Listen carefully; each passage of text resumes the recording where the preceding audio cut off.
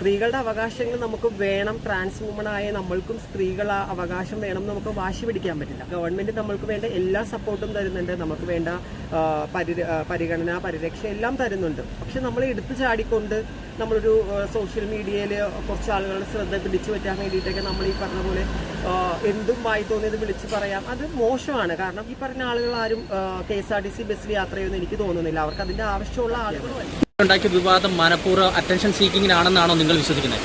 എന്നെ സംബന്ധിച്ച് എനിക്ക് തോന്നിയ കാര്യം അങ്ങനെ തന്നെയാണ്. കാരണം അതിപ്പോൾ എടുത്തിടേണ്ട ഒരു വിഷയമല്ലായിരുന്നു. പിന്നെ അത് കാരണം ഓൺലൈൻ മീഡിയാസ് ചോദിച്ചപ്പോഴാണ് പുള്ളിക്കാരി അങ്ങനെ ഒരു ഉത്തരം കൊടുത്തത്.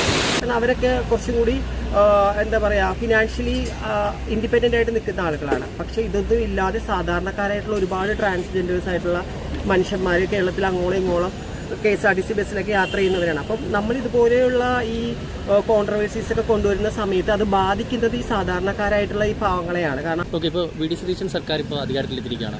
ഈ സർക്കാർ വന്നതുകൊണ്ട് ട്രാൻസ്ജെൻഡേഴ്സിന് ലഭിക്കാൻ പോകുന്ന പ്രയോജനങ്ങൾ എന്തൊക്കെയാണെന്നാണ് നിങ്ങൾ വിശ്വസിക്കുന്നത്? അല്ല, അതിപ്പോൾ ഇതിനു മുമ്പുണ്ടായിരുന്ന പിണറായി സർക്കാർ തുടങ്ങി വെച്ച ഒരുപാട് പദ്ധതികളുണ്ട്. മഴവിൽ പദ്ധതി, അതുപോലെ നമുക്ക് ഹോർമോൺ ട്രീറ്റ്മെൻറ്റുകൾ, കലോത്സവങ്ങൾ, നമ്മുടെ കഴിവ് കാര്യങ്ങളൊക്കെ പരിപോഷിപ്പിക്കാൻ വേണ്ടി കലോത്സവം നടത്തിയിരുന്നു. അപ്പോൾ അതെല്ലാം വീണ്ടും തുടർന്ന് ഈ സർക്കാരും കൊണ്ടുപോകുന്നത് തന്നെയാണ് ഞാൻ വിശ്വസിക്കുന്നത്. പിന്നെ അതോടൊപ്പം തന്നെ ഇപ്പോൾ എല്ലാവർക്കും അറിയാൻ കത്തി നിൽക്കുന്ന ഒരു വിഷയമാണ് സ്ത്രീകൾക്ക് പിന്നെ സൗജന്യ ബസ് യാത്ര. അപ്പോൾ അതിനകത്ത് ട്രാൻസ്ജെൻഡേഴ്സിന് ഇതുവരെ ഇൻക്ലൂഡ് ചെയ്ത് പറഞ്ഞിട്ടില്ല, സ്ത്രീകളെന്നാണ് പറഞ്ഞിരിക്കുന്നത്. അപ്പോൾ അതിനകത്തേക്ക് ന്യൂനപക്ഷമായിട്ടുള്ള ട്രാൻസ്ജെൻഡർ വിഭാഗത്തേക്കൂടി ഉൾപ്പെടുത്തും എന്നാണ് ഞാൻ വിശ്വസിക്കുന്നത്, ആഗ്രഹിക്കുന്നു. അങ്ങനെ തന്നെയാണ്. കാരണം അത് ഒരുപാട് സാധാരണക്കാരായിട്ടുള്ള ട്രാൻസ് വുമൻസിന് ഉപകാരപ്പെടും ഈ KSRTCയിൽ പിന്നെ ഫ്രീ യാത്ര എന്നുള്ളത്. അപ്പോൾ അതുപോലെയുള്ള പിന്നെ പദ്ധതികൾ അവർ ഓരോന്നോരോന്നായിട്ടായിരിക്കും കൊണ്ടുവരുന്നത്. എല്ലാം കൂടെ ഒരുമിച്ച് ഒറ്റയടിക്ക് നടപ്പിലാക്കാൻ പറ്റില്ലല്ലോ. ഇപ്പോൾ ഇന്നിപ്പോൾ സത്യപ്രതിജ്ഞ കഴിഞ്ഞ് ഇന്ന് തന്നെ എല്ലാ കാര്യവും ചെയ്യണമെന്നുള്ള നടക്കില്ല. ഇനി ഇപ്പം 5 വർഷം ഉണ്ടല്ലോ, അതിനുള്ളിൽ പുള്ളിക്കാരൻ നമുക്ക് വേണ്ട കാര്യങ്ങളൊക്കെ ചെയ്തു തരും. അല്ലെങ്കിൽ VD സതീശൻ സാറിൻ്റെ അധ്യക്ഷതയിലുള്ള ഈ മന്ത്രിസഭ നമ്മൾ പരിഗണിക്കുമെന്ന് തന്നെയാണ് എൻ്റെ ഒരു വിശ്വാസം. അല്ല, പരിഗണിക്കും, അങ്ങനെ തന്നെയാണ്. കാരണം കോൺഗ്രസ് ഇപ്പം നിങ്ങൾക്ക് എല്ലാവർക്കും അറിയാം, ട്രാൻസ്ജെൻഡർ കോൺഗ്രസ് എന്ന് പറഞ്ഞിട്ടുള്ള ഒരു പോഷക സംഘടനയെ തന്നെ രൂപീകരിച്ചിട്ടുണ്ട്.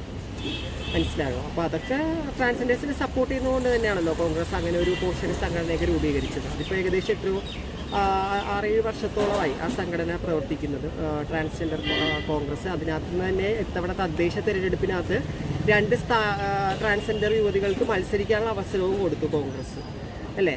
ഇപ്പം പല രാഷ്ട്രീയ പാർട്ടികളും നമുക്കറിയാം ട്രാൻസ്ജെൻഡേഴ്സിനെ ഉയർത്തിപ്പിടിക്കുന്നുണ്ട്, ഞങ്ങൾ അവർക്ക് അംഗത്വം കൊടുക്കുന്നുണ്ട് എന്നൊക്കെ പറഞ്ഞ് പൂമാലയിട്ടൊക്കെ സ്വീകരിക്കുന്നുണ്ട്. പക്ഷേ തദ്ദേശ തിരഞ്ഞെടുപ്പിൽ പോലും ആരും ഒരു സീറ്റ് കൊടുത്തതായിട്ട് നമുക്കറിവില്ല.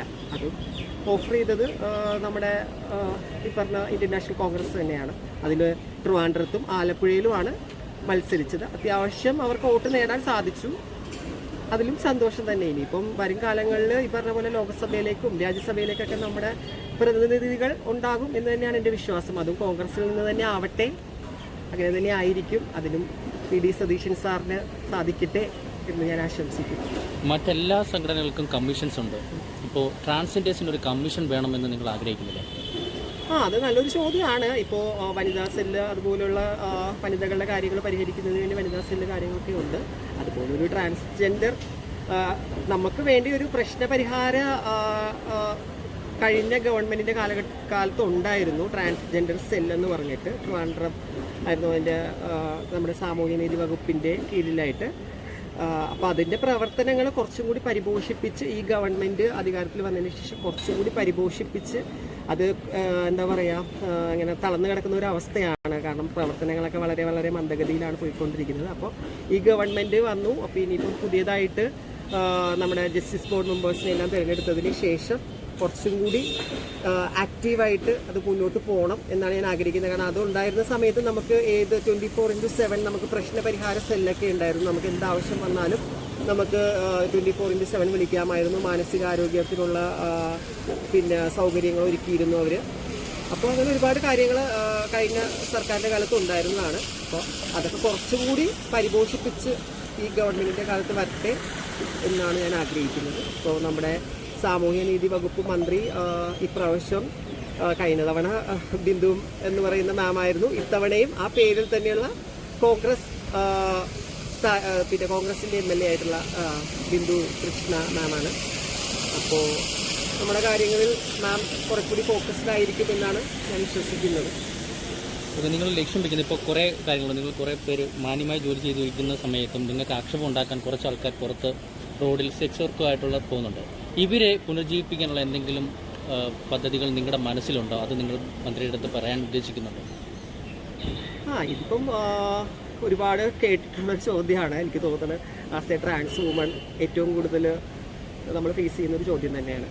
അതിന് ഗവൺമെൻറ്റിന് ചെയ്യാൻ പറ്റുന്ന കാര്യങ്ങളൊക്കെ ഗവൺമെൻറ് ചെയ്യും എന്ന് തന്നെയാണ്. അത് ചെയ്യുന്നുമുണ്ട്. ഇതിന് മുമ്പുണ്ടായിരുന്ന സർക്കാരും ചെയ്തിരുന്നതാണ്. നമുക്ക് പഠിക്കാനായിട്ടുള്ള സ്കോളർഷിപ്പുകൾ, കോളേജുകളിൽ സീറ്റ് സംവരണം, അങ്ങനെ എല്ലാ ഇടങ്ങളിലും ഇപ്പോൾ തൊഴിലിടങ്ങളിലാണെങ്കിലും നമുക്ക് വിവേചനം അങ്ങനെ പാടില്ല എന്നുള്ള ഒരു നിയമം തന്നെയാണ് പ്രാബല്യത്തിലുള്ളത്. അപ്പോൾ അങ്ങനെയുള്ള ഒരുപാട് നല്ല നല്ല കാര്യങ്ങളുണ്ട്.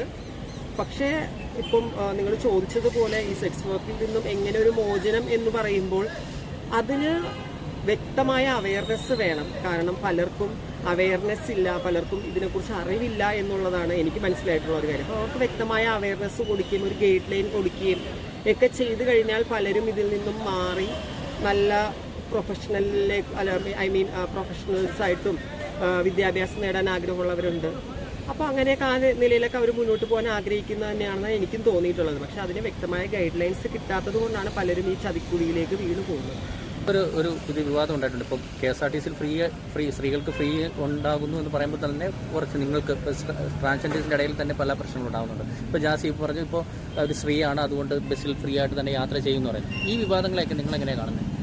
എൻ്റെ കാഴ്ചപ്പാടിൽ ഞാൻ പറയുന്നത് എന്ന് വെച്ചാൽ അത് ഒരു അറ്റൻഷൻ സീക്കിങ്ങിന് വേണ്ടിയിട്ട് അവർ പടച്ചുവിട്ട ഒരു സ്റ്റോറി ആയിട്ടാണ് എനിക്ക് തോന്നുന്നത്. കാരണം സ്ത്രീകൾക്ക് വേണ്ടി ഗവൺമെൻറ് അങ്ങനെ ഒരു പദ്ധതി നടപ്പിലാക്കാൻ വേണ്ടി അവരത് കാര്യങ്ങളെല്ലാം ഇംപ്ലിമെൻറ്റ് ചെയ്തിട്ടുണ്ട്. ഉടനെ തന്നെ ഇപ്പോൾ എന്തായാലും മന്ത്രിസഭ ഇന്ന് രൂപീകരിച്ചിട്ടുണ്ട്. എന്തായാലും ഉടനെ തന്നെ അത് നിലവിൽ വരും.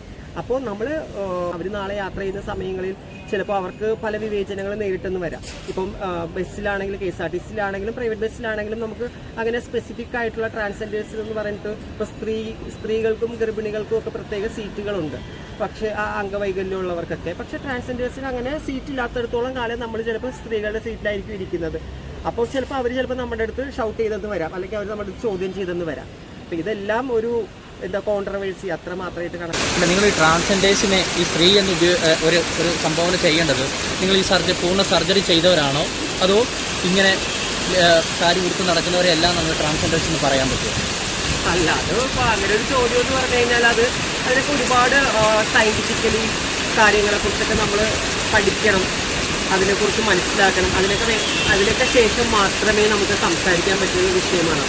അല്ലാതെ ഇപ്പം പെട്ടെന്നൊരു സുപ്രഭാതത്തിൽ ഇന്ന് രാത്രി കിടന്നുറങ്ങി നാളെ രാവിലെ എഴുന്നേൽക്കുമ്പോൾ ഒരാൾക്കും ട്രാൻസായിട്ട് മാറാൻ പറ്റില്ല, അല്ലെങ്കിൽ സാഹചര്യത്തിൽ പുറത്തിറങ്ങി നടക്കാൻ പറ്റില്ല. കാരണം അതൊക്കെ ഓരോ നമ്മുടെ ഹോർമോണലിലും നമ്മുടെ ജനറ്റിക്കലും നമ്മുടെ ബയോളജിക്കലും ഒക്കെ ആയിട്ടുള്ള സാമൂഹികപരമായിട്ടൊക്കെയുള്ള വിഷയങ്ങളുമായിട്ട് ബന്ധപ്പെട്ട് കിടക്കുന്നതാണ്. അതൊക്കെ നമ്മൾ ഇതുപോലൊരു 2-3 മിനിറ്റ്സ് കൊണ്ട് സംസാരിച്ച് നിൽക്കാൻ പറ്റുന്ന വിഷയമല്ല. പിന്നെ സ്ത്രീ എന്നുള്ള പദം ഉപയോഗിക്കുന്നതിനെക്കുറിച്ച് അത് ട്രാൻസ്ജെൻഡേഴ്സ് എന്നും ട്രാൻസ്ജെൻഡേഴ്സ് എന്ന് തന്നെ അറിയപ്പെടണം എന്നാണ് എൻ്റെ ഒരു ആഗ്രഹം. കാരണം ഞാൻ അങ്ങനെ അറിയപ്പെടാൻ ആഗ്രഹിക്കുന്ന ആളാണ്. അങ്ങനെ തന്നെയാണ് ഞാൻ പൊതുവിടങ്ങളിലെല്ലാം പറയുന്നത്. I am a trans woman, I am a transgender. കാരണം അതാണ് നമ്മുടെ ഐഡൻറ്റിറ്റി. നമ്മുടെ ഐഡൻറ്റിറ്റിയിൽ നിന്ന് ഒളിച്ചോടിപ്പോയിട്ട് നമ്മളിപ്പോൾ ഫീമെയിലെന്നോ അതല്ലെങ്കിൽ മെയിലെന്നോ ഉള്ള ഒരു ഐഡൻറ്റിറ്റിയിലേക്ക് അതാണ് ഒളിച്ചോട്ടമായിട്ടാണ് എനിക്ക് തോന്നുന്നത്. കാരണം നമ്മൾ ഇതിനു മുമ്പ് ജീവിച്ചിരുന്ന ഒരു ഐഡൻറ്റിറ്റി നമുക്ക് വേണ്ട എന്ന് പറഞ്ഞ് നമ്മൾ അതിൽ നിന്നും മാറി പുതിയൊരു ജെൻഡർ തിരഞ്ഞെടുത്തതാണ്. അപ്പോൾ അത്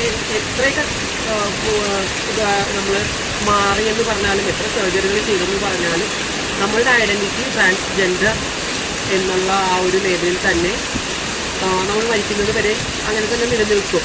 അതങ്ങനെ തന്നെയാണ് എന്നാണ് എൻ്റെ ഒരു അഭിപ്രായം. ഇപ്പോൾ വൈറലായിക്കൊണ്ടിരിക്കുന്നൊരു സോഷ്യൽ മീഡിയ മൊത്തം കത്തിക്കൊണ്ടിരുന്ന ചർച്ച വന്ന വിഷയമാണ് ദിയ കൃഷ്ണയുടേത്. ഹസ്ബൻഡിൻ്റെ അമ്മയെ അമ്മയെന്ന് വിളിക്കത്തില്ല, അമ്മയെന്ന് ഒരാളെ മാത്രമേ വിളിക്കത്തുള്ളൂ. അതിനെക്കുറിച്ച് എന്താ പറയാനുള്ളത് സ്ത്രീ എന്ന രീതിയിലും?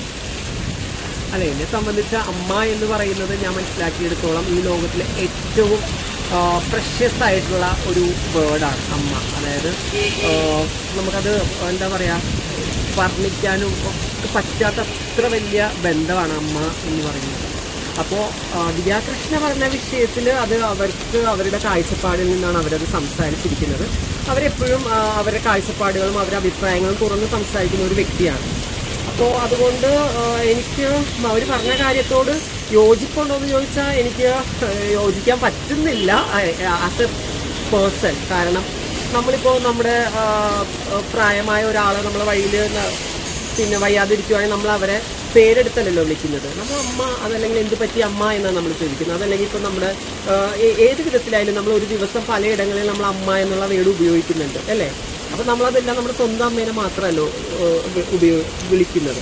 നമ്മളിപ്പോൾ ഒരു ആപത്ത് പറ്റി കിടക്കുന്ന സമയത്ത് നമ്മൾ സഹായിക്കുന്നത് പോലും ചിലപ്പോൾ നമുക്ക് ഒരു ബന്ധവും ഇല്ലാത്ത, നമ്മൾ ഇന്നുവരെ കണ്ടിട്ടില്ലാത്ത ആളുകളായിരിക്കും.